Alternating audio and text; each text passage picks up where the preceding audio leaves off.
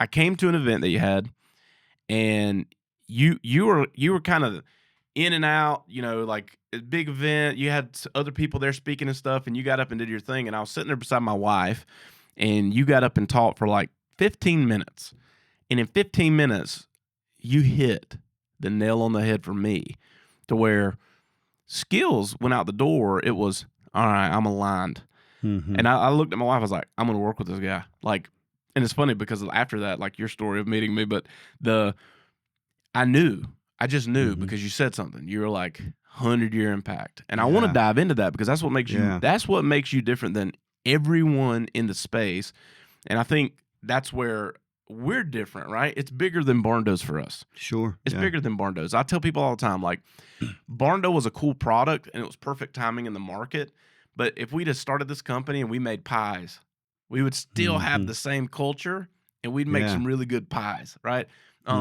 But that moment was like, for me, it's always been about how can I impact the most amount of people. And it doesn't mean just charity, even though it's a huge piece of us. We're changing lives of the clients that build with us. We're changing lives of the people that work with us. And then we get to impact beyond that in the community that surrounds us. And it makes all the difference for me. And that's what motivates me. That's what drives me. That's why I will stay up at night. That's why I will take time away from my family. That's why I will pour into something relentlessly and unemotionally, because it's bigger than me. And so that for me was the thing. Even with a third party type situation, I'm always aligning it to core values. It's like, are these people the right people? And if they're not, I'm patient to wait. And that's that blissful dissatisfaction, right? Like, I'm dissatisfied I have not found the guys, but I'm blissful that what we're doing is so different, so unique, and I will protect that at all costs. But then I found somebody, right? And just that little blurb was hook, line, and sinker. I was like, 100%. I called Ross on the way home and said, we're working with these people. He was like, we hadn't even talked to them yet. I don't care. I'm telling you. I've met 3 people there, and they're all aligned. And now I know why, because I got to hear Rusty get up and talk about what his vision and mission is inside of ASE and all the things. And for me, that was the thing. So like, I'm so big on that mission alignment that I will not make a decision outside of it. So I want you to take a minute and share a little bit of that 100-year impact, because that is your side of it. That's something that happened in your life that changed the trajectory of where you're going and why you're doing it. And when your why gets bigger, if your why doesn't match your what, it'll never go. And that for me is powerful. I want people to hear that. Well, thank you. And you know, I love to say I was born that way, but I was born in a set of circumstances that wasn't very favorable. And you can talk to a lot of people who accomplish a lot. Some of that's just proving, you know what, I'm better than this, and I'm going to show the world. And you just do that, and you don't know anything different, right? And about 7 years ago, now maybe 8 years ago, I was working with a client. It's a $200 million business, and I wasn't really helping entrepreneurs at that point grow their business, and I was a financial advisor, and so get ready to sell the business. I'm like, hey, I'm going to manage $200 million here, and they said, hey, I got some bad news. We're going to go with this bigger company because they have all this, and again, you get beat down, but then you become better. And I'm like, well, this will never happen again. So I started focusing on private health business owners, because I know that if they build enterprise value and I help them facilitate that process and then be able to help them with becoming a dynamic family and do something bigger, that was what was aligned with me. And so that's what we've been the past 8 years. But 2.5 years ago, I had a mentor who retired. And he was 67, and he was a client of mine, but he had his MBA. He was working in manufacturing. He was doing all this, and a lot of the clients we help are manufacturing, just like what you guys do, or building and those sort of things. We're not really going after Silicon Valley. It's just working class America, right? And he was helping me, and he was just such a strong Christian faith in everything that he did, family and everything.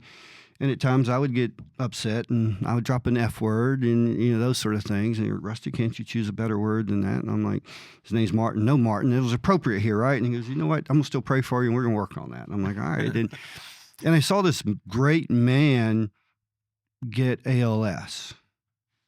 and it destroyed me. It was one of those things that, I said, we're going to keep fighting this. And he thought it was a slow moving ALS. And literally within 15 months, I saw him deteriorate to the point that he was in a chair where he was even having to be tube fed, right? And I was actually mad at God. I mean, how can this man just lives in a way that represents everything? And I didn't have a deep enough faith. And I didn't realize that until after I started talking to him toward the end. And he goes, if I just impact one person, he goes, my body will continue to deteriorate, but my faith will grow stronger and stronger. He said, if I just impact one person, then God has used me for his work, right?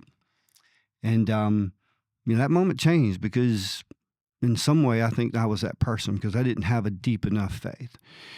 And so then I did a Martin O'Connor Scholarship Award. I told him, I said, you will live on for 100 years, because I will have a scholarship fund that will have people who are getting their MBA who knows who you are. They'll come through our firm, and then your message it's going to be shared. And at that point, I started thinking about, okay, we're all here for a short period of time. And I do this little tape measure thing, when Taylor's measure, it's got like 120 years, and I'll say, hey, we're all born at 0, right? So what's your age? So you cut that off, right? And this was 2 years ago, I was 58. And then I say, what's the average life of a male? Maybe that's 82, right? Or whatever. And then you start showing that, and it goes from here, and now you look, and it's here. And I'm like, how can I make an impact that's beyond even when I'm here? And that's where I started thinking, everybody truly wants to feel like they have a purpose here on earth.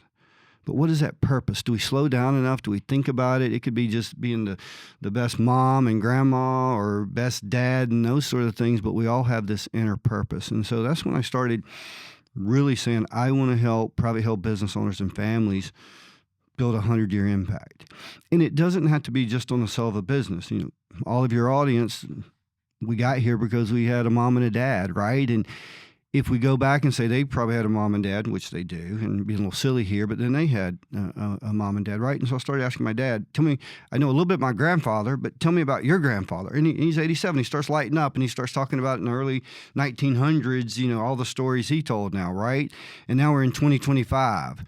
And I'm sitting there thinking, well, I've got a son. I want to tell my dad's story. I want to tell my grandfather's story in the way that our family remembers, not that his dad was an alcoholic, and now my dad never drinks because of his dad being an alcoholic, right? I'm like, what were some of those amazing memories you were remembering, right?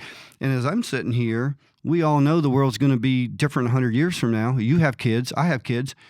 How are we telling those stories and making a 100-year impact? So it doesn't necessarily be about selling a business and doing more, but I think it is an obligation for those who have success and have purpose capital. That means that's capital that at some point the government's going to take 40 to 50%. So that purpose capital, I want to help people redirect that so that they can make a 100-year impact on the things that's important to them.